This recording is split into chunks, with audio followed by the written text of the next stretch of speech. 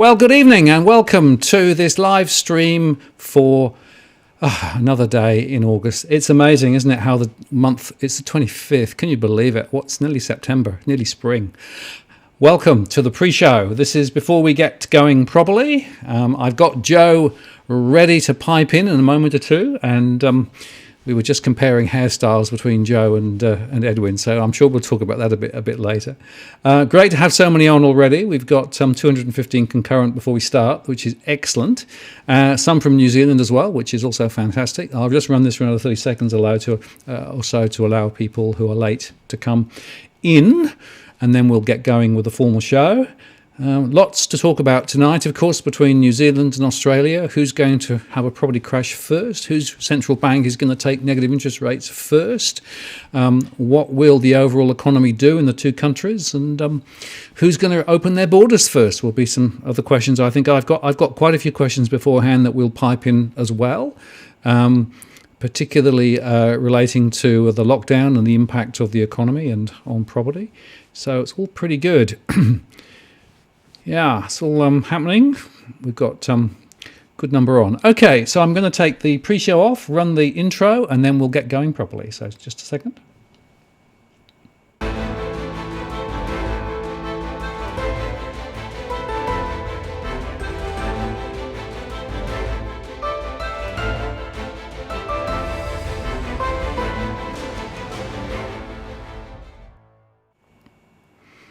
Well, good evening. Welcome to this live stream edition on the 25th of August. Martin North from Digital Finance Analytics here. Welcome to this live event, and thank you very much for spending some time with us this evening. I have Joe Wilkes ready to come on stream. Just before we introduce him, let me just make a couple of normal points, as I always do. Firstly, just to be sure, this is not financial advice that we're offering tonight. Generic chat, opinion, yes, but not financial advice. If you need financial advice, go talk to a financial advisor. Secondly, please play nice in the chat room. No racial slurs. Plexus is doing a great job on the old moderating. Thanks, Plexus. Really appreciate that. Hopefully it'll be a little quieter than the China debate a couple of weeks ago. This is as at 25th of August, of course, today, and later, if you're watching this 2 years down the track, we'll know whether we're right or whether we're wrong. If you want to get my attention, use @WalkTheWorld, which is my handle, to get my attention. There's always lots of chat going on the stream, and I won't necessarily be able to look at it all, but if you use @WalkTheWorld, there's a good chance I will. And there's super chat enabled to do two things. Firstly, you can make sure your question goes to the top of the queue, and that means that we'll get to answer it. And secondly, if you want to make a donation to help DFA with everything we're doing, that would be greatly appreciated. We do this out of concern for what's going on and not to make a profit. So, we try to cover our costs as best we can. So there you go. And now, without further ado, let me push a few buttons and see whether we can get Joe to come in. Hello, Joe. Are you there? I'm here, Martin. Good to see you again. Hey, it's all working. That's very good to hear. And thanks for mentioning our hairdo. Well, you and I are looking very flat. We've, I think we've been Donald Trumped by Edwin from last night. He looked very buffontish. But unfortunately, I can't do that anymore. So, yeah, good to see you, mate. How are you? Yeah, very good. And the line from New Zealand is everybody watching this live good. The first time I've not done a live one before, so excuse me. Yeah, no, it's great. It's good to have you on. And we had a long period of time when you were doing other things and couldn't participate in this, and we kept saying we need to cover New Zealand. And it's very tough to cover New Zealand if you're not over there, because there's not a lot of data around, right? So yeah, well, it's pretty opaque, and you have to go and dig into all sorts of areas to try and find it. And I was a little bit conflicted for a while because I was the general manager of a national real estate brand for a year. So there were things that I could talk about, but there were also other things that were sensitive. So you and I came across each other back in November 2018. I'd seen a couple of your posts, and I thought, this guy's talking sense. I've got some experience. I've sort of spent my working career has been in property and advising businesses and working around various things, from their structures to how they look at brand, how they look at their people, how they look at training. but at the same point, I've also got an economics degree, and I suppose, having seen everything that I saw in the UK, I thought, well, this guy's talking sense. I like what you're doing. I remember phoning you up about a week or so before Remembrance Sunday in 2018 and saying, well, I'm over in Australia this weekend. Can you, would you like to film something? And you kindly picked me up from the Rural Station and took me back to your place for I think it was a fairly early morning filming. I remember being back in Sydney for lunch at 12. So we were literally in and out of the car, and the rest I say is history. But no, apologies, I've not been able to get involved for the last year or so. I can now, and it's always good to catch up, and I suppose just sort of talk about a lot of things that don't get talked about because basically New Zealand media is shit. Well, what's most interesting, Joe, from our first conversation was you've been through the ringer back in the UK around the global financial crisis and after, because you were involved in property there and you saw that whole thing come unglued, right? And I remember we were talking at the time of, wonder whether we're going to see something similar down here, and all the early leading indicators, the high debt and all the spruiking and everything else was somewhat similar.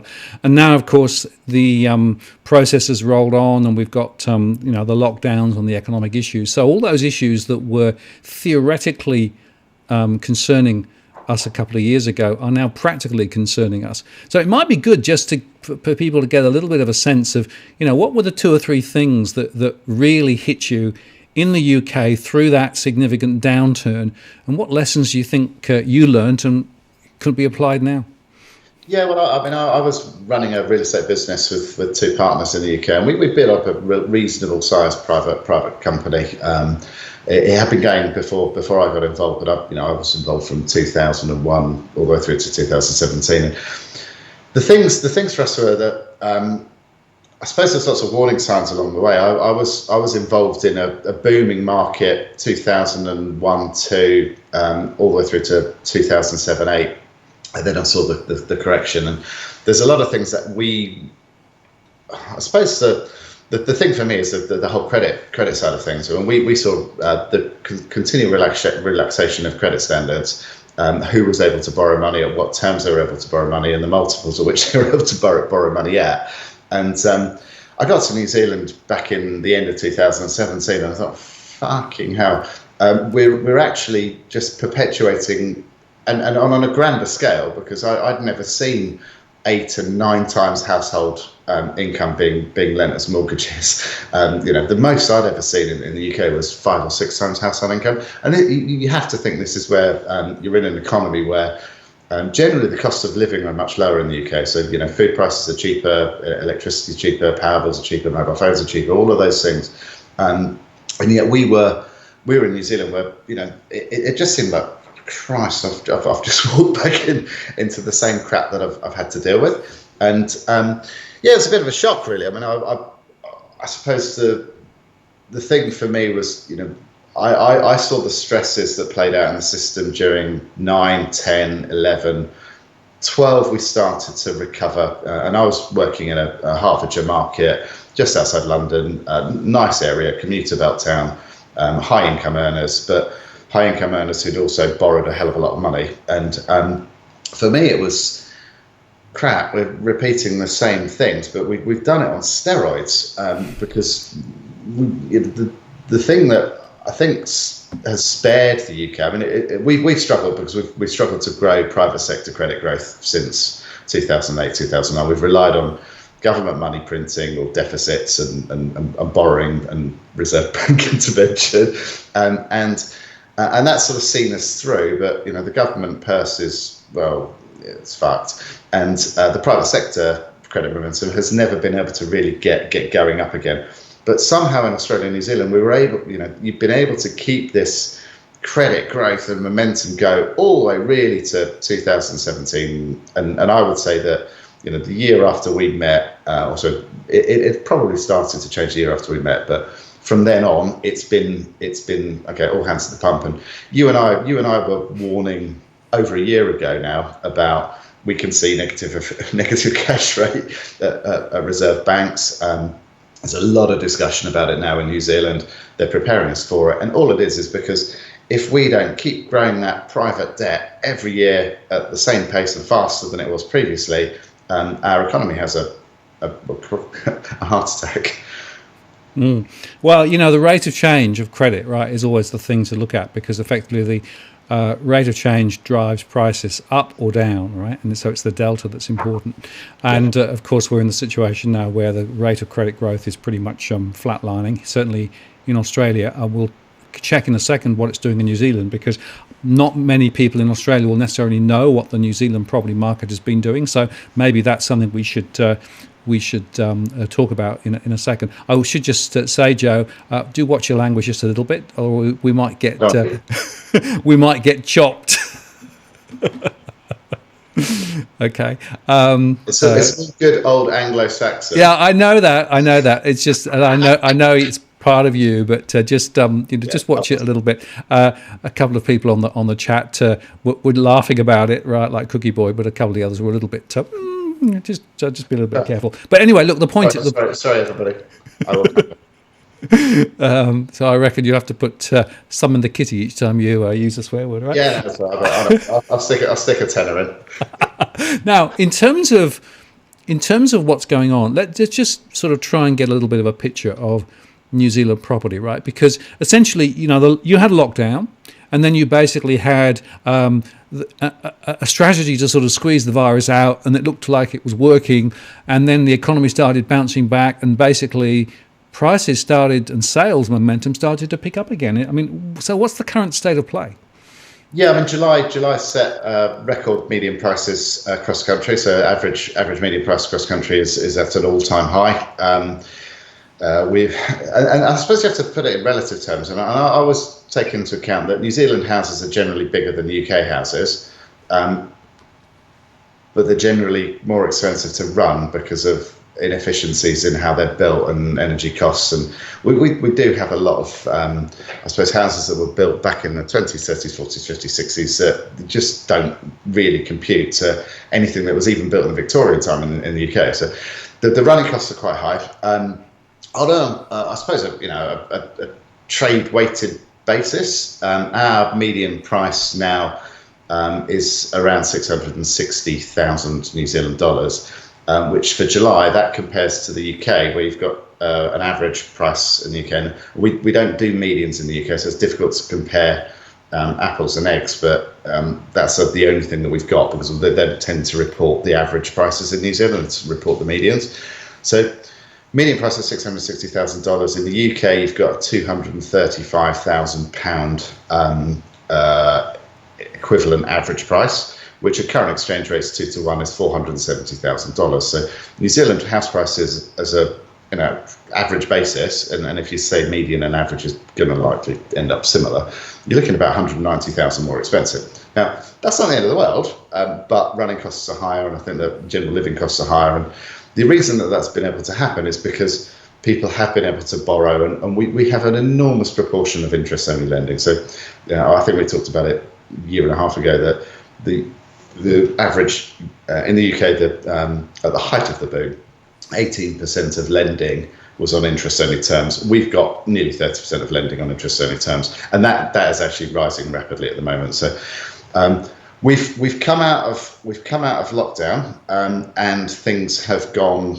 crazy again. I think a lot of people have just been pent up. There was a lot of sales that were done prior to lockdown, and people were needed to find houses after lockdown, and I don't know how to describe it.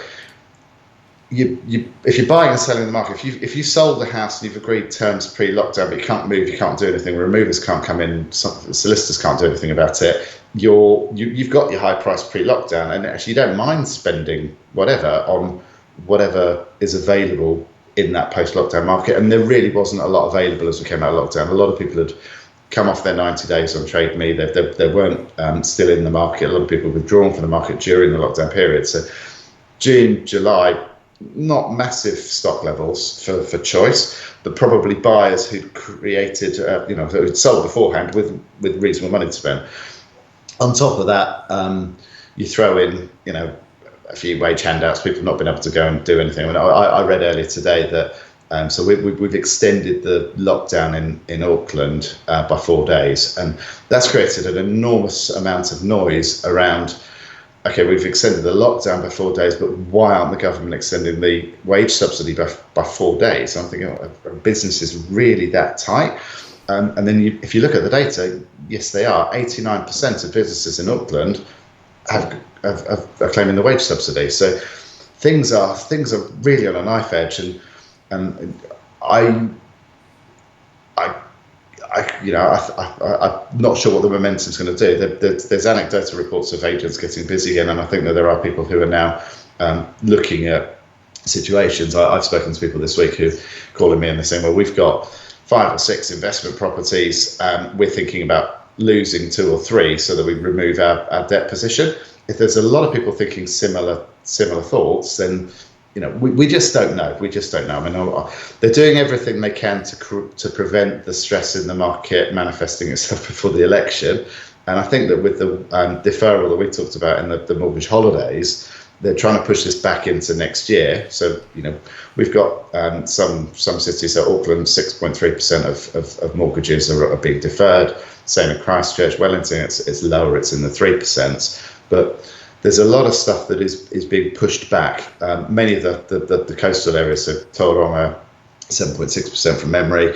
I think Queenstown was 11% mortgages being deferred. So some of these areas are going to see stress materialise.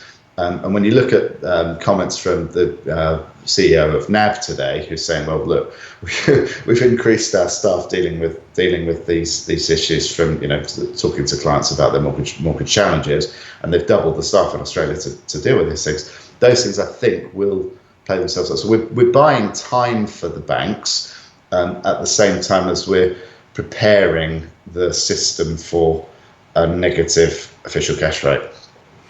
Yeah, well, we'll come on to negative cash rates because I think that's a very important conversation. We should, explore the RBNZ, frankly, much more transparent articulation of what they're thinking than here in Australia, where the Reserve Bank over here really is just, looking the other way.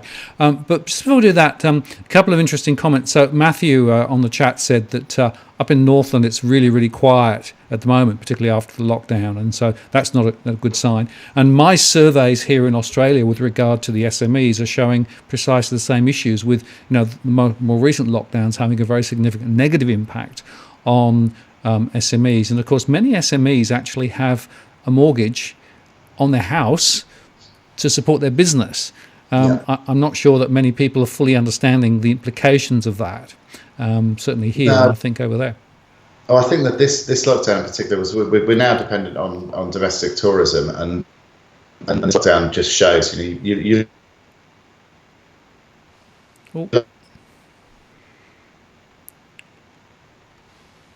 Poor connection. And without them, because it is the. Hello, you with me? Yeah, you came back. You dropped off. Yeah, you obviously were. You obviously said something which upset somebody along the way. Auckland. That does upset a lot of people in the rest of New Zealand when you say Auckland. So I've got maybe we should add that to the $10 in the jar thing. But without international tourism, we are dependent on Auckland as the most affluent part of the country, going and travelling around the country. And Queenstown's gone dead again. A lot of other areas that were reliant on people going out, and places like Taupo, places like the Bay of Plenty, those areas are now finding that there isn't that weekend money that's having a break for 3 or 4 days. We've all been cooped up this year. It's been the most ridiculous year I've ever encountered, and I think many of us will ever encounter. But the restriction on our freedoms has created this. So I've done it again. That's another $10. I want to get out, and I want to go and see something else. I want to get out of my community. I want to get out of my neighbourhood. So, but without the Aucklanders, we've seen the other areas of the country, and I've spoken to business owners this week, and they're like, well, yeah, we were fine, and then 2 weeks ago we went quiet, because it all has a flow on what you and I would probably refer to as the velocity of money. So if you keep people stuck, that money doesn't go and filter. So GDP gets affected. You don't see the tax take of someone spending money in a coffee shop, the coffee shop owner going and spending money at the painter and decorators while he's doing his house up.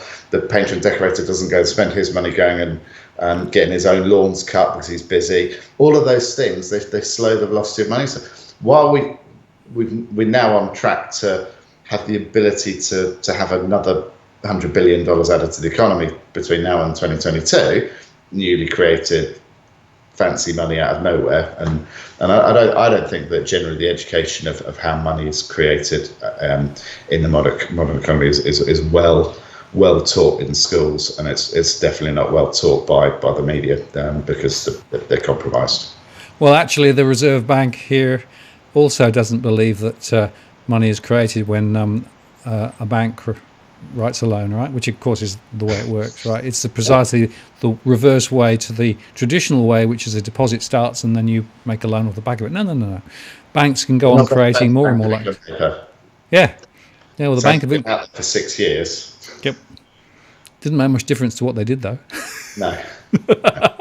There's a nice theoretical discussion over here, but over here we'll just the other way. Now, one question with regard to the New Zealand market, right? Places like Dunedin, somebody was asking earlier on what's happened to Dunedin, because Dunedin ran up quite a lot and it's now dropping quite fast, isn't it? Yeah, Dunedin was the thing that, and like in Australia, you've seen with Hobart, the thing about the last 2 or 3 years, and the banks are very, very keen to promote credit growth, and credit growth that 2016 was running at nearly 9% of we're seeing domestic household debt increase at 9% over that year. It's at the time that we were competing with the funny money coming in from other parts of the world, and a real major boom. But what's happened is because people have felt priced out of the markets where they're living and working in, they have gone speculatively and gone into the other areas. So places like Palmerston North, massive increase in property prices. Somewhere, if you go out to New Plymouth, enormous demand for properties over the last year or two, and prices have gone up exponentially.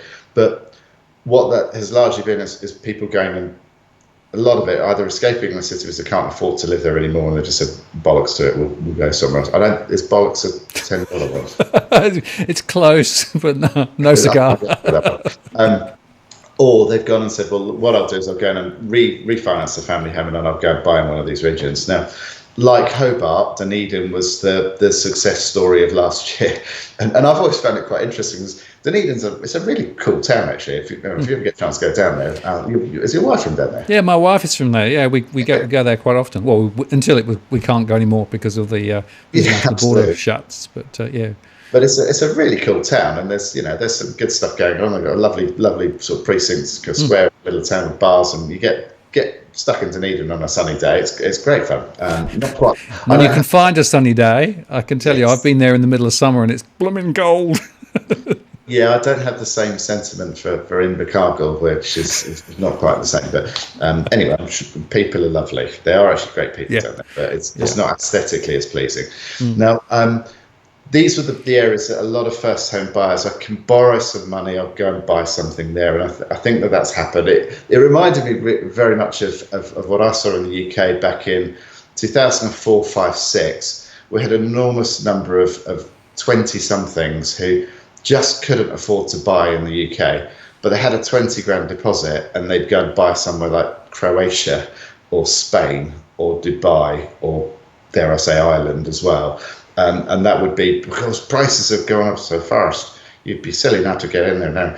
And we know what happened afterwards. So it's the late money to the late money to the party. We're seeing stock levels rise, and I think we shared some graphs on some of these censuses, seeing that happening in Dunedin, the stock levels rise, but also the availability of rental properties rising as well. So that's going to put pressure on rent, and worldwide, so there are major cities now that are seeing some incredible stresses on rent. In New York City, I think they were reporting yesterday 10% fall in rents over the last 2 months. It's crazy. And Christchurch, a couple of people are asking, of course, in Christchurch with the earthquake and then all the reconstruction, supply demand there, what's going on there? Yeah, Christchurch is quite a balanced market at the moment, and Christchurch has benefited from government-created money, and there's been an enormous amount of investment over the last couple of years. There hasn't been the same exponential growth in prices. Christchurch suffered after the quakes, and the population reduced, and there was probably an oversupply of housing stock. So while the credit bubble was going rampant around the rest of the country, Christchurch didn't seem to see the same thing. And keep saying credit bubble because my belief is that lax banking practices, lack of regulation, lack of tools that should have been provided to the Reserve Bank 5 or 6 years ago to temper the amount that people can borrow, and not temper the amount to stop the market, but just temper the amount so that people can actually get to the end of the working career and actually having paid for their house, not still be indebted at 65. Christchurch didn't see that. The population reduced. There's a lot of people that moved, and it may well have been that the people leaving Christchurch actually created other little pockets where they've gone somewhere else for work. There's a lot of builders who were down here who went up to Tauranga and Bay of Plenty when it started booming, because the build costs were largely the same in the effort, but they were able to go in and a lot more on the finished product. So Christchurch, I think, is probably played catch up. I mean, it is still, if you look at, I think we did a post a year or so ago and we were saying, could Auckland become more expensive than Sydney, because Sydney was dropping at the time and Auckland was still going up. And Christchurch very much was the fifth city. I think it was more expensive than Perth, but not as expensive as Auckland, Melbourne, Wellington or Sydney, and Sydney was still the clear runner. Because there is so much government investment going on, there's still a lot that needs to be rebuilt. There's big complexes, swimming pools. You've got a lot of roading infrastructure, and there's a lot of stock that in Christchurch was removed from the market because it was deemed to be condemned. There are large areas where they've levelled every house that was there, and that's taken stock out of the market. And now they're rebuilding. But Fletcher's, I suppose, probably the most inefficient business that we've actually. Now Fonterra could be more inefficient, but Fletcher's have got a lot of stock around Christchurch that seems to have been built for the international buyer, the small shoeboxes in the middle of town, and without the international tourists and without the Airbnb and without the student market, which hasn't dropped off massively. Student numbers were 15% down for July on where they were last year, but it's not the start of a year, not the start of the term. So we'll see what happens in January as to what the real student number changes will be. But I don't think Christchurch saw the same run up, but I don't think that there's the same wage earnings and opportunity in the private sector that maybe there is in some other parts of the country for the bigger earners. Right. Yeah, and it's quite interesting, isn't it? Just looking across the country and realising that it's quite diverse. And I draw parallels actually to Australia as well, because I've had the chance over the last couple of weeks, 3 or 4 weeks actually, to research individual postcodes across the country as part of this new one-on-one service that I've been offering, where I actually sit down with somebody and go through a postcode and look at what's going on. And I've been fascinated because I've had quite a lot of requests for regional areas, right, away from Sydney and Melbourne and what have you, right?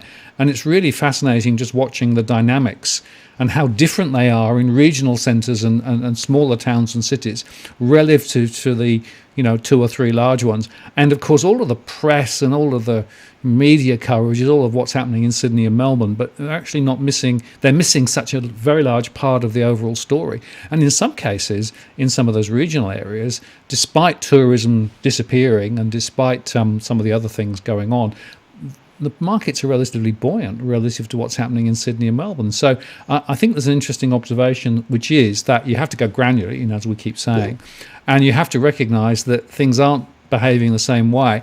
And here's the question where I was heading to, Joe. Metrics, data.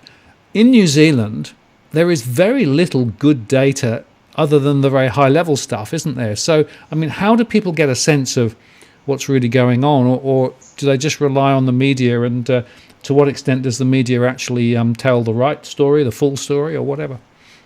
You set me up for this one, aren't you? Just remember the swear jar.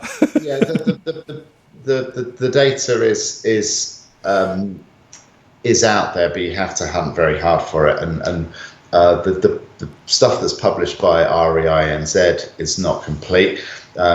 I mean, I've took return to Christchurch. I mean, I would say that Christchurch currently has a 3-speed market. You've got the lower end of the market where prices seem to be rocketing up.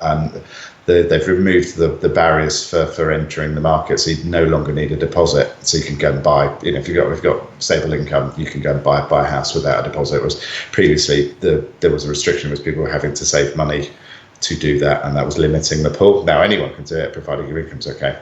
Now, the middle sector of the market also seems to be quite strong, and I said for Christchurch, lower end of the market, 350 to 500, middle sector of the market, 500 to 750 also seems pretty strong. As you go north of 750 and upwards, and particularly noticeable as you go over $1 million, the market is slower, and there isn't the transaction volume. That contrasts very differently to Auckland, where Mike Kirk's provided some really good information for us over the last few months, where they're playing catch up on the number of transactions this year, but transactions are still over the 6 or 7 months of the year so far well down, a lot less money being created than there was previously. But there has actually been an uplift and a sharper uptick in transactions at the upper end of the market than there is in the lower and middle, where you're relying on New Zealanders buying and taking on debt.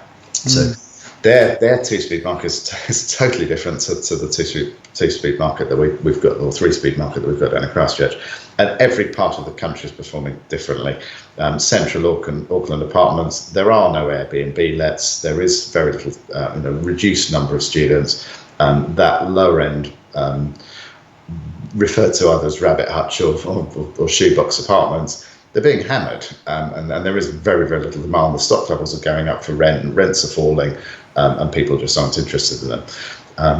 So it's difficult to get granular, and I think that my advice to anybody is to go and seek a good agent, seek an agent who's prepared to talk to you about the information within your area, and if you do need to get that information, all real estate agents in New Zealand have got an REINZ database. Sit down with them on the computer and say, look, can you show me what's going on in the area? There are some good websites out there. Homes.co.nz is a useful tool. The challenge with some of the information out there is that I've got to be careful here. New Zealanders are an incredibly trusting people, and they give the shirt off their back to look after a guest or a visitor, and they're incredibly genuine and honest, and they do believe the information that the government tell them.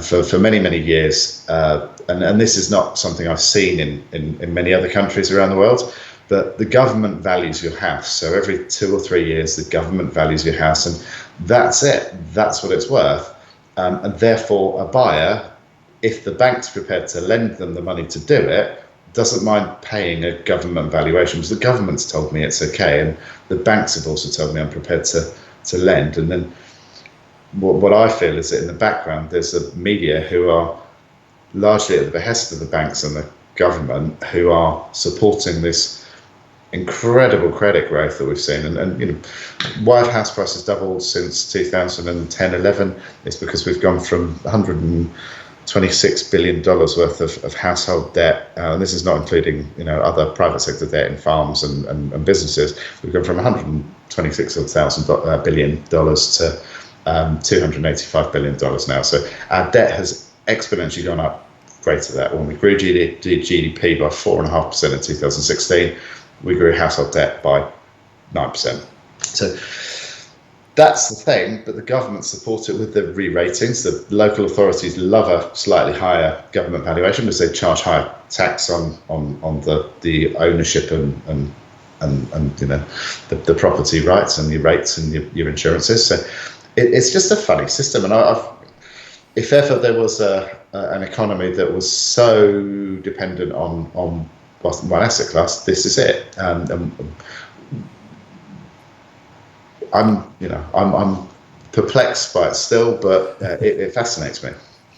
Well, it is amazing. And, if you look at Australia and New Zealand, you can draw some quite strong parallels, right, with effectively significant bank lending into both property markets. In fact, the ratios are relatively similar, although actually Australia wins just by a short head. In fact, we did You remember we did one quite a long ago where we actually compared, the different economies and we scored them on different dimensions, right? We should recommend that one. It's quite interesting, although some of the parameters have changed. The level of debt growth is much stronger in New Zealand than Australia at the moment, and that's partly to do with central bank settings and partly to do with bank lending policy, and partly also to do with you got out of lockdown quicker, although that's come back a little bit. But both economies are hugely exposed to the property sector, and I would say that the banks in both Australia and New Zealand with regard to property are too big to fail, because if they did fail, then they'd pull the whole economies down, right? So it takes us to an interesting discussion about, in a situation where you start seeing unemployment rising, which is rising in both countries now. In Australia, they're talking now about a real unemployment rate of about 13%. And if you include underemployment, then it's more than 20%. So that's a huge increase from where it was, which means we've got more people who are going to struggle with making those mortgage repayments. Now, I'm sure there's a very similar story in New Zealand. I don't know what the current unemployment rate is in New Zealand. I tried to look it up, but I couldn't. It's pretty low. The last data is historic. We are very slow to report the information. So we'll get the June quarter, from March to June quarter GDP numbers probably the end of September. That will encompass a large part of the lockdown period, and then we won't really know what's happened June to September until just before Christmas. So data and stats seem to be a lot slower. And I'm not sure why, because we have so many people who are employed by the government that surely this information could get out quicker. But official unemployment is at 4% and has fallen. Did you say 4%? 4%, yeah. Wow. And this is post the COVID? It's the June, the data for up to the end of June. Okay. Because I saw that one, but I couldn't see anything later, but now I understand why, because it's too early. Yes, right. Too early. But that's remarkably low, isn't it? Yeah, they said the same about Ireland, though, in 2007 when unemployment was 4%, and we did a post on the macro comparisons there a year and a half ago. So the stats are there, but I said earlier, 89% of Auckland businesses are on government guaranteed wage subsidies, and we've extended that across the whole country. So you've got an enormous amount of companies out there they've gone survived lockdown. I think because we everybody likes spending money, and you've locked up for 2 months, you go and have a splurge. And I think initially we had a big splurge. We've gone and spent a load of money on spas and cars, and car sales were excellent in June and July. People are saying, well, it's because people can't go abroad on holiday, they're spending on this. But a lot of people weren't earning any money during lockdown. The wage subsidies are there, and they probably helped to finance a purchase of something. So we've had a sugar hit. Sugar hit's run out. We've then locked Auckland down again. We'll give people an opportunity to build up some cash and go and spend it again in a week or so's time. And I think we'll have another sugar hit.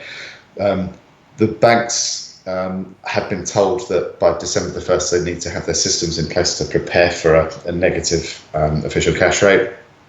Really interesting conversation between a guy called Gareth Thorne and Jared Kerr, who's the chief economist at Kiwibank earlier today. And Jared Kerr, I don't think is that keen on negative official cash rates. He thinks that there are other things that the Reserve Bank could do first. Funding for lending programs as a support of a big cut in official cash rate. When they go, and I think they're going to, and I called it at breakfast at said a year ago. I think they're going to go. I think they're going to go big. I think they're going to go to negative 0.5%. I think we're going to see mortgage rates down at somewhere in the early 2%, deposit rates at 1%, and we're going to try and give it one more go, because we're so reliant on debt growth, and credit growth is a nice way of saying it. It's debt growth to keep the money flowing through the system. That it's our only option. My concerns, and these are concerns where New Zealand does produce a lot of good agricultural product, but we've largely run a trade deficit for the last 30, 40 years. We'll go negative. Now Japan's gone negative. Japan's a major export-led economy. and Sweden's gone negative, and they do produce a lot of manufactured goods. We go negative, and we produce some very good primary produce, and we've got some very good tech stuff going on. But we don't have the trade surpluses that Japan has to go negative. And at the same point, we've got a demographic problem, which I've highlighted a few times. Well, let's just spare a bit more time on the Reserve Bank in New Zealand, because Adrian Orr, actually, if you look at his recent speeches, has made more transparent declarations about what's on his mind than almost any central banker around the world. And actually, kudos to him for doing that. I mean, he didn't look very comfortable when he was doing it, to be frank. But, he said things like, well, we're going to have to, increase our balance sheet. We're going to actually have to lend more. He said negative interest rates is one of the things he's thinking about, as many others, and was quite open, I think, about that. Whereas in Australia, Phil Lowe, in the most recent outing, sort of pretty much said it's hardly on the agenda, but didn't completely dismiss it, whereas last year he did. So he's sort of moving slightly towards it.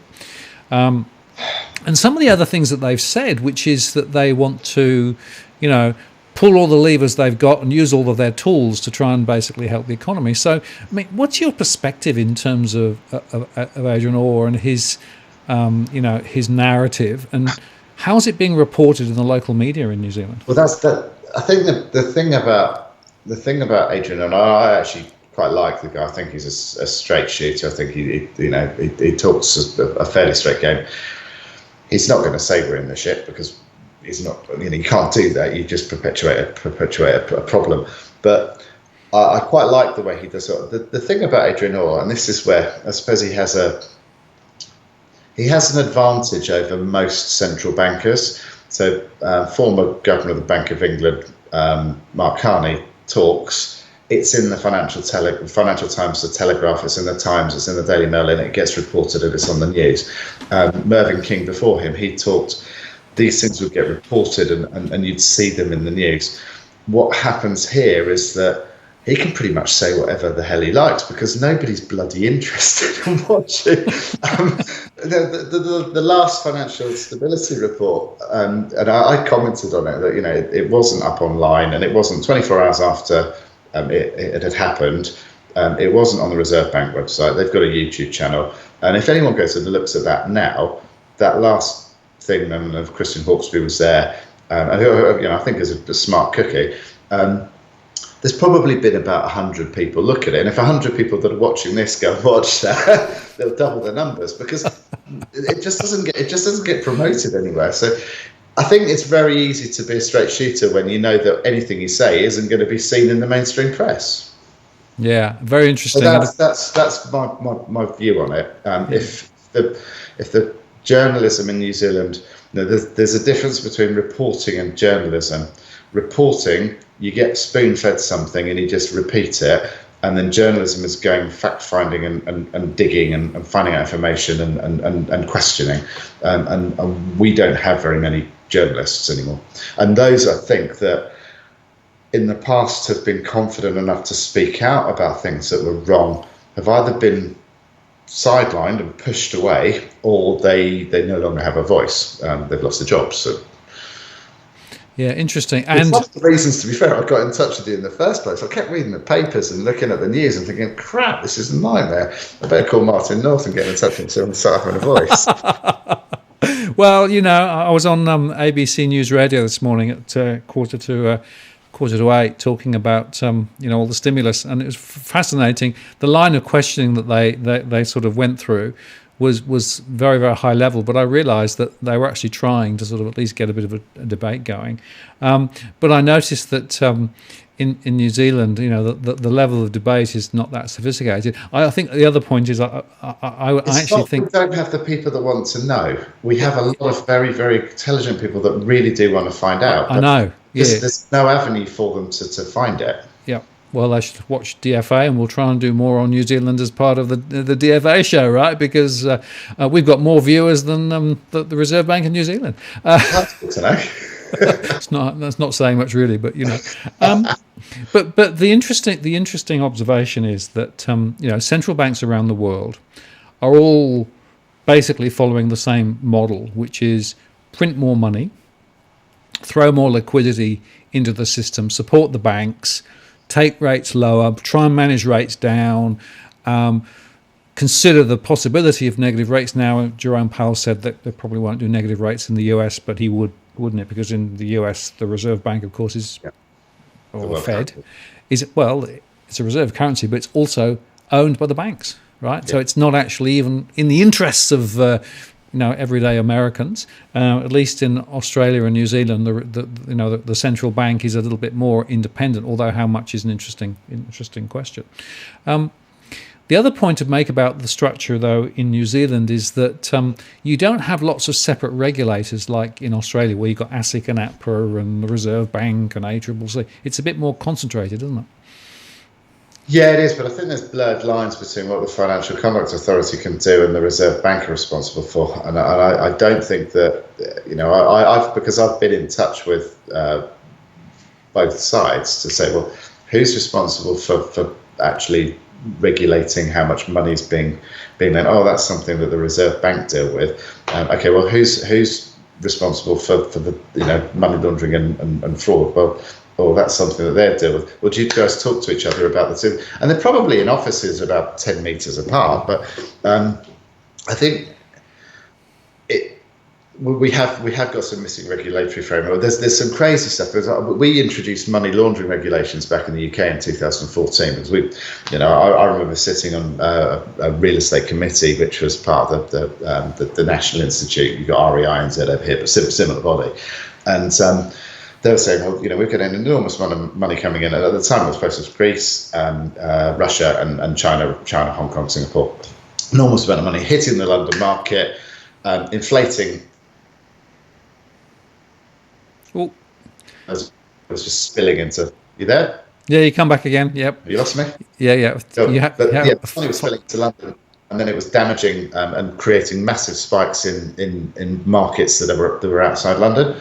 Now, we curbed that with changes to stamp duty and big stamp duty increases for anyone who bought from overseas. But we also introduced money laundering, and this is a thing for me that is this all joined up? So money laundering regulations in the UK where we'll check the identity and the information around who's selling the house, but we'll also make sure that we check the identity information and where the funds are coming for the purchaser. Surely they're the ones that are starting the money laundering process. Now, in New Zealand, our money laundering regulations only refer to the seller of the house, and we've got nothing to do with them. So we've got an overseas buyer ban, but you can sort of circumvent it by setting up a company registered in New Zealand, and off you go. But nobody's checking where the money from the buyers are coming from. And you go to speak to agents and we've had these offers. Well, is anybody checking what the deposit level is, what the likelihood is of getting credit, what the multiple of income is? Because surely you need to have those information, particularly if you've got 2 or 3 offers on a house, to go and ascertain who the best buyer is most likely to do it. That never seems to be a problem because it's just accepted that the valuation will stack up. Oh, it's a GV or whatever, but there isn't that same scrutiny, and I don't think that the systems and processes that probably other larger economies have been able to get in place earlier have been applied. It's been she'll be right, mate. A bit like Australia, but we've reached headache point because we've been too slow getting these things organised. Mm-hmm. Very interesting on that, Joe. And interesting, Matthew just put a post up on the chat saying Kiwis are not taught to be critical debate, as like Canadians, they just want to be nice. So there is a bit of a cultural thing there. Yeah, they are, absolutely. And for years and years and years, lots, and the UK's been no different. I mean, we've been, and you've lived over there as well. Everything was done on the shake of a hand, and a deal was done, and maybe other influences have made us more cynical, questioning. I don't know. Yeah, and Cloudy Bits says the New Zealand Herald is just the spokesperson of the bank and real estate lobby, which I think sort of echoes what you said a little while ago, right? Yeah, well, they've set up a paywall this year, and I can't believe anybody would pay to read it. You'd have to, yeah. I mean, well, people do. They still operate. Although I think somebody asked on one of our last posts, are they taking government subsidies? Well, 89% of Auckland businesses are. So my guess is they are. I can't wait. I tell you what, if they disappear, stuff as well. Oh, blimey! I've got to stop. I've got to stop. That's the two major news outlets in New Zealand. Well, yes, and of course it's quite concentrated, isn't it? With bearing in mind if you do want some educated discovery and there's still a lot of sproiking, and a lot of people have got vested interest who feature in comment sections, but interest.co.nz is still the only site that I would say is worth looking at, because the readership are pretty intelligent. Yes, absolutely. Well, I have a look at that one from time to time, and certainly of all the stuff in New Zealand, it's the one that I come back to. The other point, of course, is there's no equivalent to my survey work in New Zealand at all, is there? So trying to get a handle on household finances, mortgage stress, all of those things, I mean, there's just no data. No, well, we got our little bits from Centrix the other day about the mortgage deferrals by region. The Reserve Bank published data. The Reserve Bank, I still question, and I'd love to get in there for a few days and just say, right, okay, can you show me all the loans that were reported against new purchases last month, and actually do those loans correlate with the number of purchases that the RAI and NZ are reporting? Because there's a massive imbalance, and I still don't believe the Reserve Bank of New Zealand really have a clue on what the general size of new lending and new mortgages is, and the number of loans that people are taking out against properties. And I've touched on this in previous posts, but I talk to people who have, in some cases, 3, 4, and 5 loans against a dwelling, normally with the same lender, but in tranched tiers, so something on a 6-month term, something on a 12-month, something on a 2-year, something on a 3-year. But I don't think the Reserve Bank really understand how the concentration of debt is factoring the market. We talk about what the average mortgage of a New Zealander is, but a third of our housing stock is, pretty much like Australia. A third of our housing stock is mortgage free and owner occupied. You've got a third that is mortgaged, and then you've got another third that is mortgaged with a tenant in it. So we've got a really funny market. We've got about 2.5% of the housing stock is empty, i.e. owned but not resided in, either for rental or otherwise. And you've got about 2.4% of properties that are Airbnbs. It's about 40,000 houses that are Airbnbs, and they're being used by the local community at the moment. Apart from the Aucklanders aren't getting anywhere. But yeah, there's weird things, but you have to dig in all sorts of places to find the data. Well, I'll tell you a little story here. I actually tried to start doing my survey in New Zealand about 6-7 years ago, right? And I basically rang round all of the major players in New Zealand, the banks and central bank, and sort of to try and see whether there'd be any appetite or interest to be able to actually participate and pay to get it, but not pay a lot to get it, right? Thinking, well, it's made home as air. It would be really helpful, wouldn't it, to know where things are and and understand household debt. And it was amazing to a institution. Every institution said, no, we don't need that. You troublemaker. I know. Well, but it seems so obvious. How dare you try and shine a light on us all that? Well, my definition is to the Australian. Sunlight is the best disinfectant, as they say. And I've been doing the surveys here in Australia since 2002, right? And I've been talking about some of these, debt bubbles and everything else over that period of time. And so people saying, well, you've been saying that for a long time. Well, I have, because the market's been going in the same direction for a long time, right? But at least there's now a recognition, even from some of the media, that this data set is actually really potent and important now, given where we are with what's going on in terms of personal finance and with all the debt issues and the rising level of defaults. But you've got no compass over there, so no, we don't, and it's difficult. I mean, we were at a point that, like Australia, the minute that debt's deleveraged or people start paying it back faster than new people are taking it on at a faster rate, money gets destroyed in the economy and things start falling over. These lockdowns have been an interesting experiment.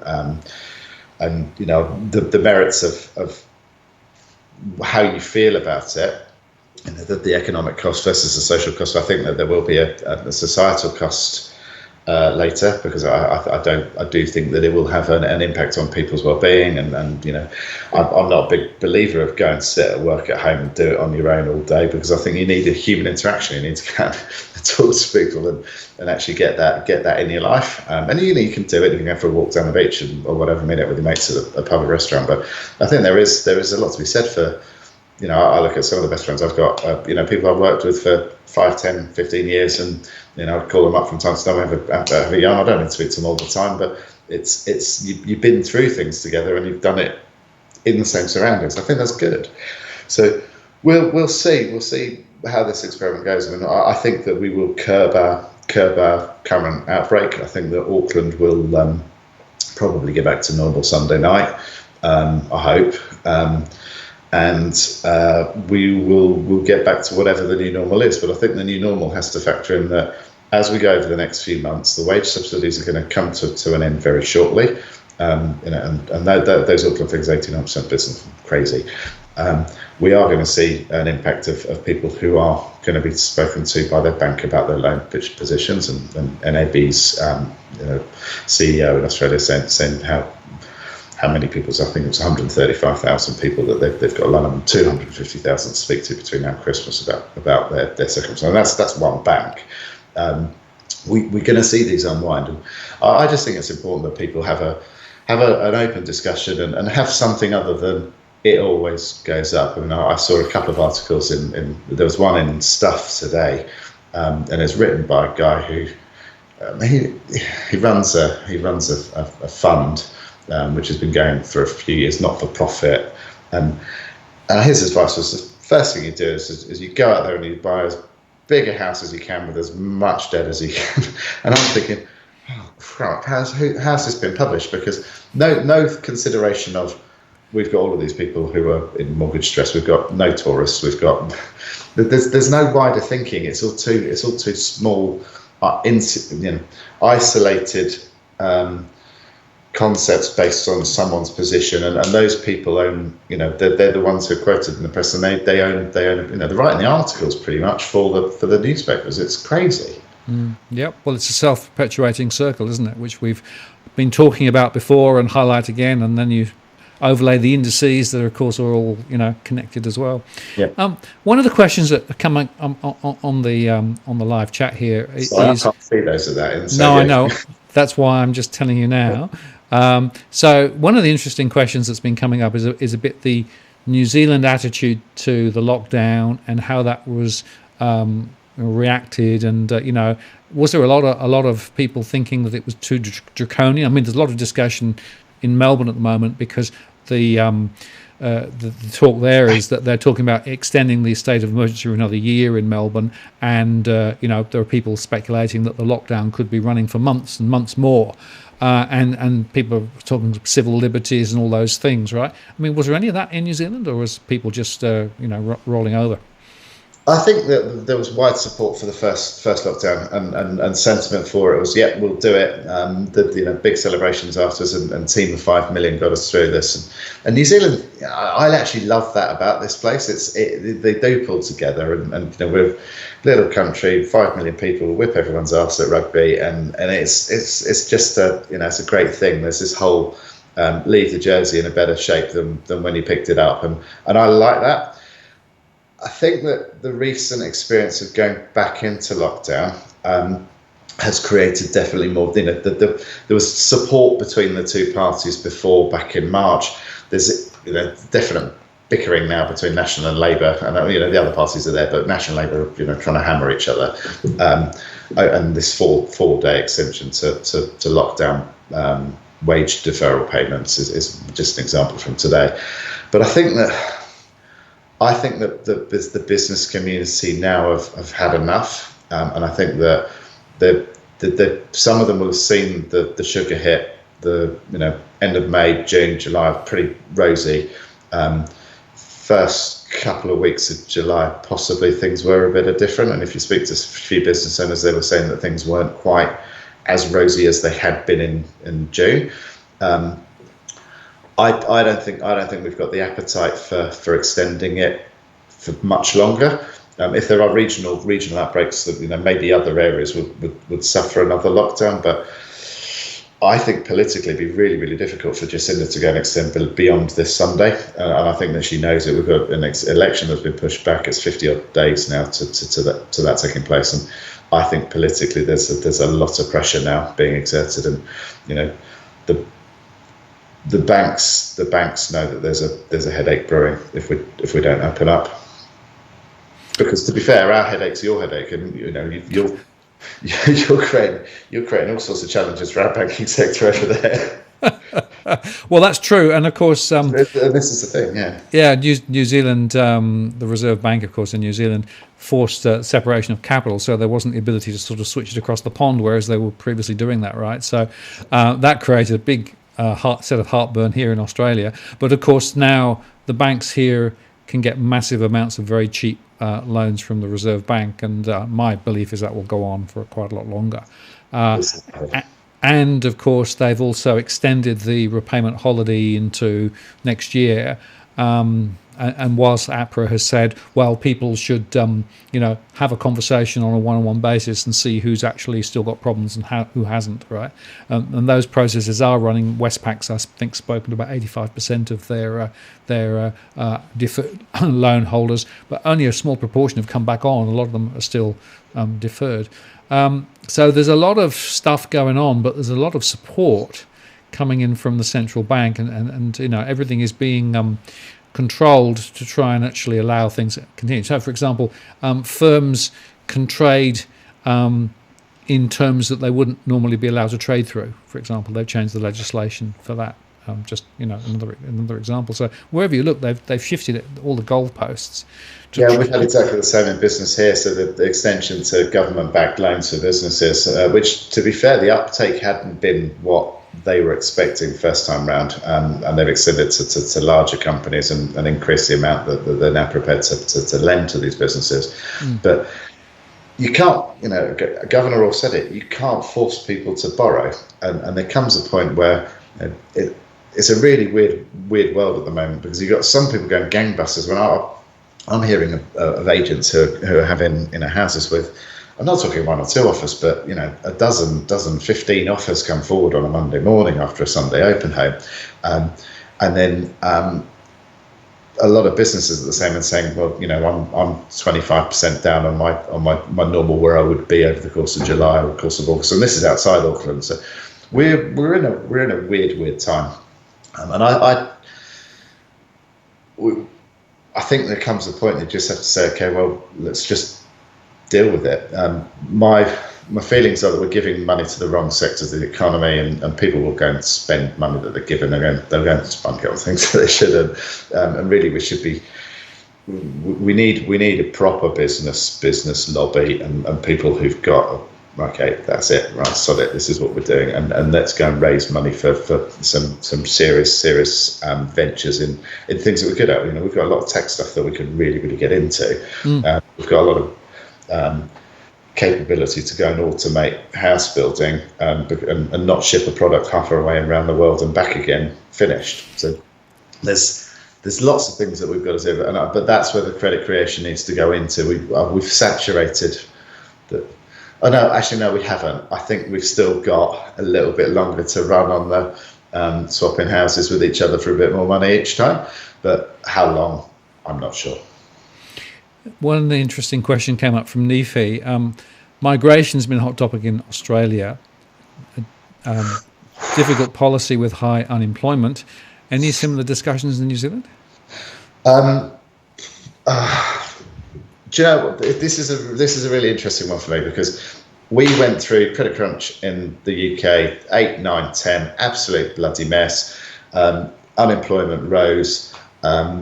Theresa May, who was the Home Secretary at the time and was put in charge of, to be fair, everything she was put in charge of, she fucked up. She didn't manage to do Brexit either.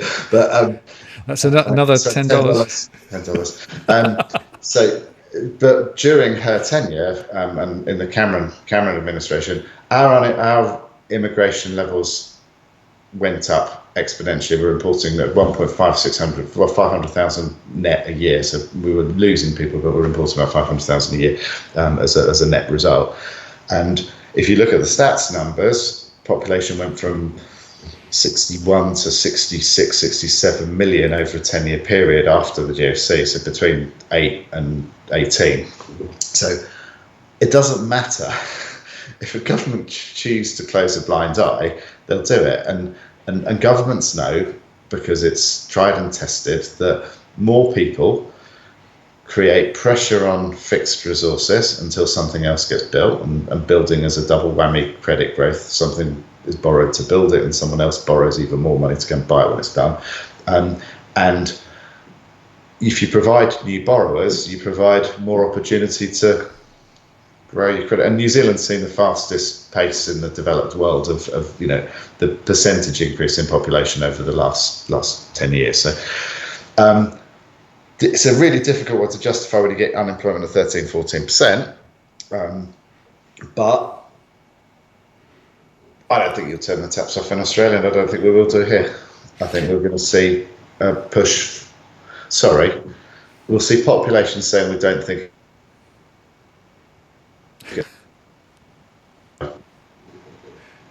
You just dropped out for a second. Luckily, that was probably good timing. You dropped out. Good. I think it's one of the few models they know. Yeah. So I agree. I think that the migration lever will be pulled again, because essentially there's no other. We've had a quantitative easing approach, which is population expansion, right? That's our version of quantitative easing over the last 10 years or so, right? So just make the country bigger, bring more people in, GDP number goes up because you have more people. Okay, it creates more of a crush because we don't have the infrastructure to support it. Helps to build more houses. You can sort of see the logical argument. Creates more activity, more people doing things, and a higher velocity of money transfer. Yeah, exactly right. But nobody's thinking about, one, the quality of life, two, what happens to the people in the country who are trying to get jobs, and three, the fact that this is just an artificial, Ponzi scheme that gets bigger, but actually doesn't create real more value. And it's one of the reasons I'm in the UK, Martin. I used to get up in the morning at 6, and I'd leave the house about 6:30. To get to an office for 7 o'clock, and I realised that I had to do that, because if I left my house at 5 to 7, I wouldn't get into the office till 8 o'clock. Now, 10 or 15 years before, when I first started doing the same journey, I'd get to the office. It didn't matter what time I left, I'd get there in 10 minutes. But you're dealing with more of everything on limited infrastructure, and New Zealand has an opportunity to improve its infrastructure if it directs spending in the right direction, but there'll be everybody's clamoring for, I want it here and I want it there, and as long as we don't waste too much time or waste too much money on all the politicking and just get the hell on with it, that shouldn't be a bad thing, because we have got a need to speed the movement of goods around the country to the ports and get them out, because there's so many people who, October through to March, you get logging trucks stuck in traffic for hours, and that sort of extra wage costs, extra time loss, extra all of those things, and just make us inefficient. So the roading needs to be improved. It will affect a few communities where roads don't any longer go through a high street, but we've got to speed our movement up. Absolutely. Yeah. Well, there is definitely a place for strategic investment into things to make the countries, both Australia and New Zealand, better into the future. But I don't think that's just throwing more money at the construction sector to build more cheap homes to try and actually persuade first-time buyers to come in and, put their savings into it at the tooth of the market and see them erode. And this, go on. As long as we're not all investing in having face mask manufacturing operations as well, because we're on that from Monday. Public transport. If you get an Uber, right? Not looking forward to it. I'm going to struggle. All right. Okay. Very good. Now, two last topics before we close off. We're about 20 minutes from the end of the show. The first one: real estate agents in New Zealand. Right? Are they independent? Are they owned by big chains? And are they growing? Are they shrinking? Are they profitable? Are they not profitable? What's going on there? It's a totally different model to the one that I'm used to operating in the UK. In the UK, the chains are owned by owners and we employ staff. Typically, staff are paid a salary. And the businesses are more streamlined in that you have specialist valuers, specialist salespeople, and specialist viewing guides, and people perform different functions, get paid differently depending on what they do. But the employer has the responsibility for paying a salary, so training levels quite high, and the business is on much lower margins, so fees typically between 1 and 1.25% in the UK now, plus VAT. They're more systemised, they're more efficient. The model in Australia and New Zealand is similar between the two countries. The brands, many of whom have formed part of I suppose, old established families who set up a brand 100 years ago and carried on. Typically, your agents are self-employed contractors to the brand. They get paid quite large proportions of the selling fee, and that can vary from 40% to 70, 75%, depending on brand. But many of them are, because of those high fee levels, able to do it part-time. And there's what I would call a lot of non-professional real estate agents. And just to give you an example, the average real estate agent in New Zealand last year sold 4.27 houses per annum. There were nearly 16,000 registered real estate agents at the beginning of last year, and that fell to just over 15,000 registered real estate agents at the end of last year, with a transactional base of just under 80,000 units. So it's tight. I think 76,000 units, I think it was. So you do get a lot of people who are doing it to subsidise a pension, a retirement. It's a pin money job, and they rock up at an open home on a Sunday and they show a few people around and close the door. They're not what I would call really knowledgeable about the marketplace. The access to data is inefficient. You don't get reports provided by the major web portals to really get granular, because they don't want that to happen.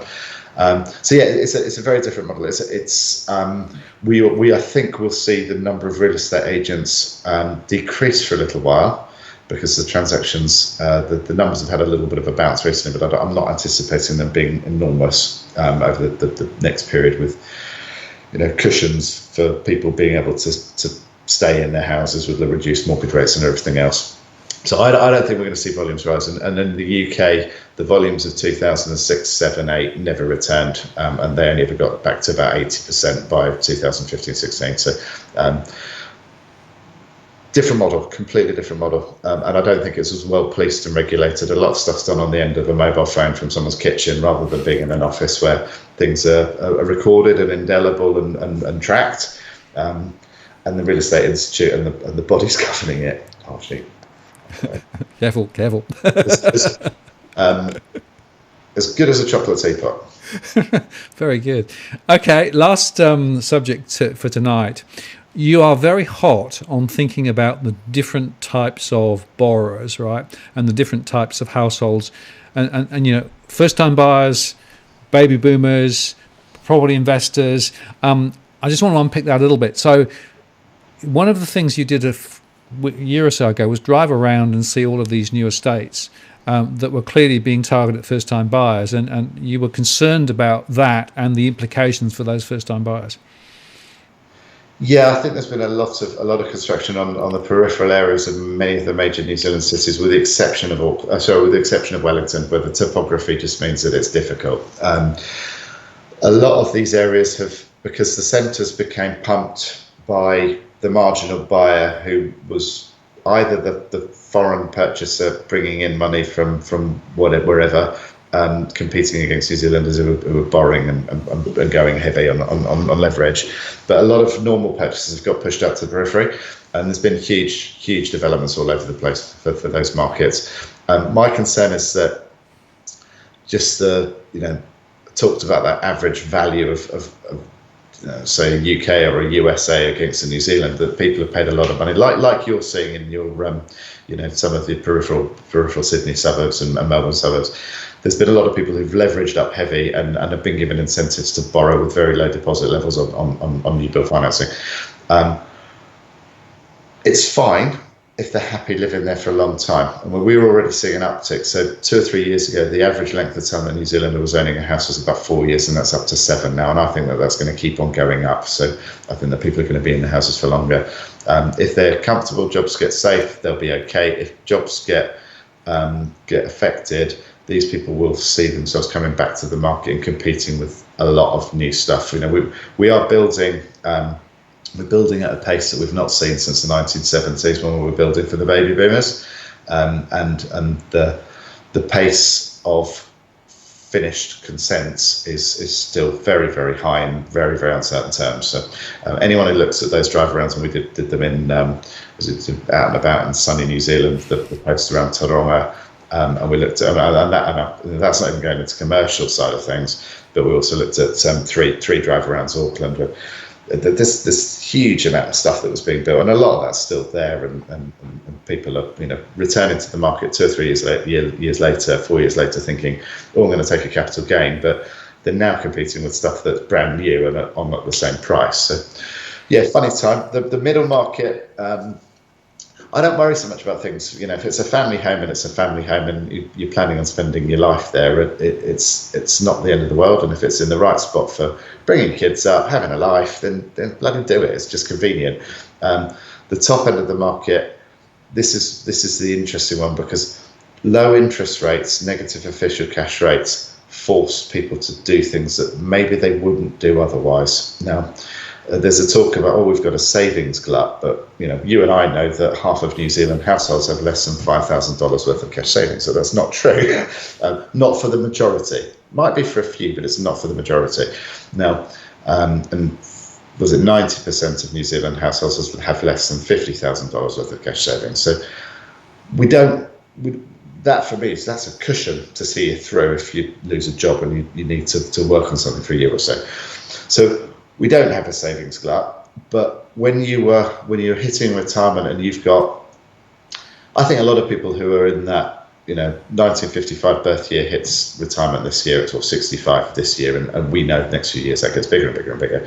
Now, if you were planning on, I've got $200,000 or $300,000, I'm going to take my state pension and I'm going to be earning 4 or 5% return on my interest, that's a very, very different situation to what these people are going to be looking at, because term deposit rates are going to fall into the 1%. And that's going to have consequences. You'll have choice. I leverage up again and buy an investment property. So I'll borrow more, but that keep going again. Yeah, keep going again. But that will reduce your capital for the nice things you might want to do, the foreign adventure, if we're allowed to do those anymore. But it's going to force other decisions. So I'm not sure. Actually, do you know what? Property is such a religion in New Zealand that I wouldn't be surprised if there are a lot of people who do just say, I'll leverage up again. You know, it's close to me needing that retirement pool. I'll leverage up. Because the returns on deposits are going to be so low. Well, funny time. So they're probably like you. They're the people who I think are probably going to see the biggest shock to what their expectations were for their future. Well, it's very interesting looking at the surveys here in Australia. I'm looking in more detail at two groups. Firstly, property investors, because many of them are seeing rentals drop, the capital appreciation they were expecting not happening, and because of the multiple leverage that many of them have, the dominoes being to fall over. So that's one group. But the other ones are the down traders, right? The 1 million plus people who've been sitting in a property for a good number of years, seen it ride up, sitting on a chunk of equity, but knowing that now they're going to have to do something because term deposits are through the floor. Dividends are not being paid by some of those big companies that normally pay dividends, like some of the banks, and so they've got a cash flow issue. Yeah. And the question for them is, should they jump soon to try and release maximum equity, or should they ride it through, hoping that any falls are limited and that there will be a return once migration comes back and once the property investors come back in again, right? I mean, it's difficult. I mean, my experience in the UK was that we had prices peak in 2007-8, and there were house prices then that were, I mean, they were astronomical. It was phenomenal what was happening in that really relaxed credit environment that we'd had. There are a lot of people who, after that happened, the market where I was operating dipped, and it fell in 3 stages. So the top end got hammered. The middle end, where you're dealing with what I'd call essential family homes, did fall, but not to the same extent. So the percentage drops were bigger the higher up the tree you went, and the lower end actually stayed quite flat. And the reason it stayed flat was because either people got trapped and couldn't sell, so it was first time entry homes, or lower margin homes. And a lot of those people, when they did trade, they were competing in the middle market with those who were trying to trade down and those who just needed more space to have a family. So what we found, though, was that as you went through 2010, 11, 12, 13, 14, 15, the top end of the market never recovered. But the expectations of the sellers, my friend sold that house down the road that's just like mine in 2008. I'm not selling mine unless I get 1.5 million. Okay, fine. I can't be bothered to have your house on my books because I can't get you any more than 1.2. And that was actually the reality of it. So the volume of transactions at the top end for many, many years, it was, okay, well, the expectations are up here on something that in their mind, they had that 300 grand to buy the holiday home in Spain. And I've talked stories about this before on some of our other posts. The loss, the perceived loss. It's a bit like when you hold on to a stock, and I've done it recently with a couple of things I bought last year. So hold on to a stock and it goes down and you think, oh, don't worry, it'll get better. And then it doesn't, and then it goes down and you sit on it for another 6 months and then you think, oh, for fuck's sake. A dog is a dog is a dog. A dog is a dog is a dog. But if you look at it and you think, well, it'll get better, you could end up wasting your retirement in that house that's got 7 bedrooms that you're heating that you don't need, and not doing the things that you should be doing because trust me, there's a big difference to the energy levels that I've seen people have in the 65 to 75 bracket and then the 75 to 85 bracket. The things you're capable of doing and want to do it. Get on with it. Well, anyway, I can't tell people about their own lives, but I saw many people who ended up being sold as probate sales when actually they should have just moved 10 years earlier. Mm-hmm. Yeah, I agree. And certainly my research is indicating that many people are sitting on that dilemma at the moment and trying to work out what to do.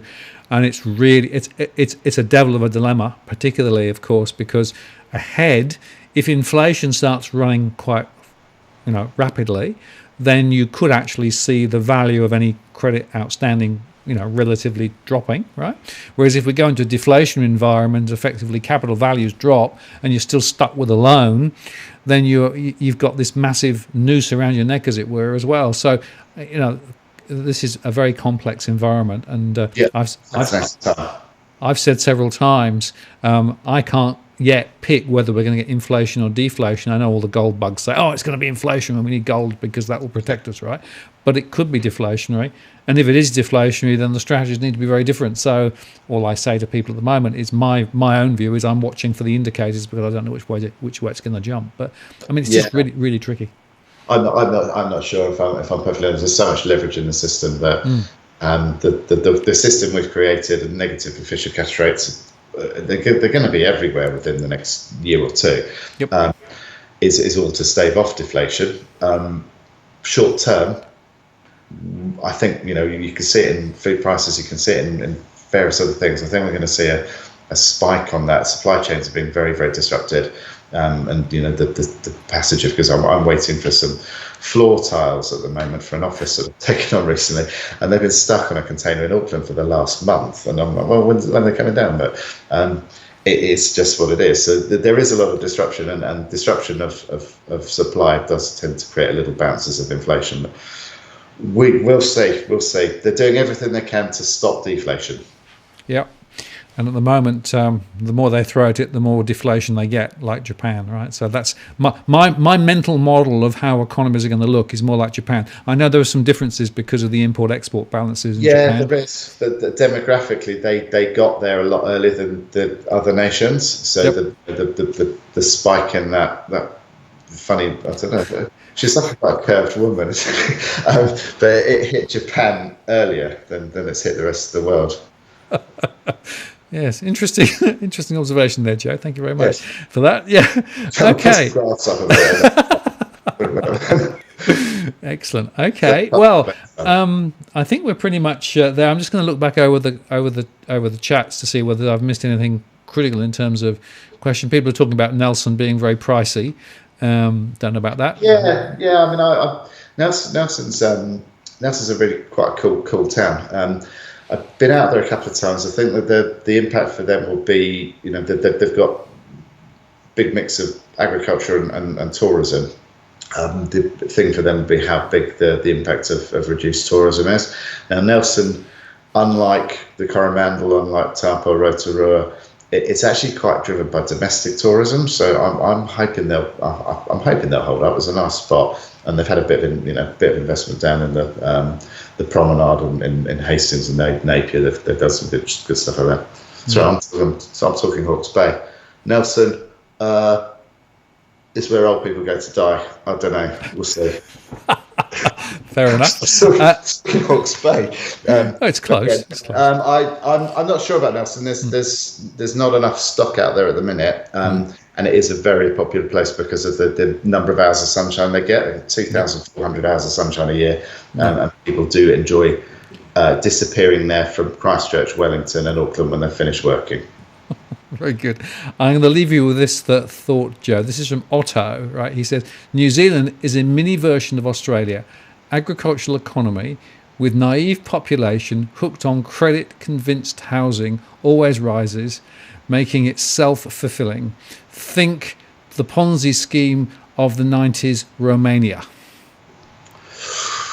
Well, I'm not sure about Romania, but I think the thing about Australia and New Zealand is that neither government took control of the banking sector after the credit crisis, and lending became more and more relaxed. Government policy became more conducive to tax efficiency. We have an unusual situation where a lot of private landlords are getting their tenants are getting paid subsidies to rent the landlord's house. This is a circular financing motion, and there aren't very many countries that have done that to the extent that New Zealand has. We've removed negative gearing. You haven't. We've got a 5-year bright line test on capital gains, but largely it's negligible. So everything was done that could be done. Government's valuing your house for you at ever increasing numbers to justify how much a bank will lend against it. The two economies are very, very similar in that the governments have run it as population QE and no regulation of the banking sector. Yep. Well, you could actually say the banking sector has been regulating the country. Oh, should I say that? Say that. No, I totally agree with you. I think the banking sector controlled the narrative on both sides of the ditch. Yeah, I think that's probably right. Well, Joe, I really appreciate your time today. That's been a very entertaining and educational session. I've just got a few people acknowledging that on the chat, so thank you for that. I just want to acknowledge NZ Finance, Sam, Justin, El Porno. Interesting little one there. Damien, Aaron, Firewoman NZ, and Nifi for the contributions for the live stream there. Really appreciate that. Thank you very much. Yes.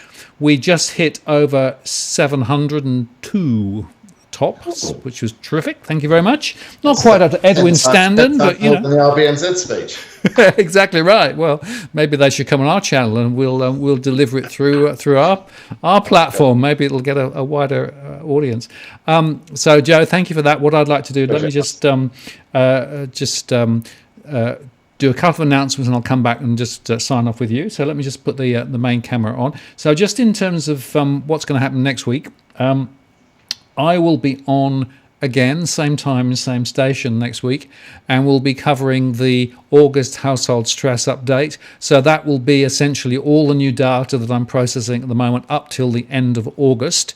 Bit of a quick turnaround because, of course, 1st of December is on Tuesday, but that will be really important. So we'll get a read as to what's happening with the stress. And the week after that, Tony Lecantro's coming back on. And Tony did a tweet the other day saying he's had the busiest month in his entire life because of what's happened to the stocks. So we'll be able to pick his brains on stocks and also what's happening with some of the other investment classes. So that'll be an interesting one. That's 2 weeks' time. So me next week, Tony the week after. Joe, I just want to say thank you very much for your time tonight. Really have appreciated your insights. Always have fun talking with you. We'll obviously do some more shows ahead. We're going to try and continue to talk about New Zealand and share more information about the New Zealand market, because I think there's a really important gap in the marketplace. And I think also we've highlighted again some of the interesting contrasts and also similarities between the new market, the two markets. And I think Otto's point summed it up rather well. So thank you for your time this evening. I'll try and keep myself away from the swear box as well. Well, do what you can. But thank you very much. I appreciate it, guys. Look after yourself, everybody. Have a good evening. Great. Thanks, Joe. And I'm just going to now say thanks to everybody for spending some time this evening. Thanks, Plexus, for doing the moderating so well. Brilliant. And thanks for everybody who's commented and contributed to the debate. I watched some of the other conversations, which I'm not going near because there were some really interesting subjects, but nothing to do with New Zealand and Australia. But that's okay. That's fine. That's all part of what we're doing. So I look forward to seeing you next week. If you've not seen it, there's a very important show on Interests of the People channel relating to gold, and John Adams and I discussed the question of the gold leasing and how that's playing into the gold market in Australia. If you own gold, and particularly if you own synthetic gold products, you must watch that show. There's some really important information there. Anyway, with that, Joe, thanks very much. Wish everybody a good evening, and I'm going to sign off now. We'll see you same time next week. Martin North from Digital Finance Analytics, signing off.